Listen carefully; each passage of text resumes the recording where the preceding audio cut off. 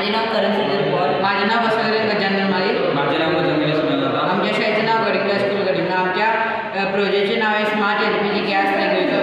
हे प्रोजेक्ट यासाठी केली जर घरात गॅस लिकेज झाले तर घर स्फोट होऊ शकतो किंवा लोक गुडबुडून मरू शकतात. यासाठी आम्ही हे प्रोजेक्ट केले आहे.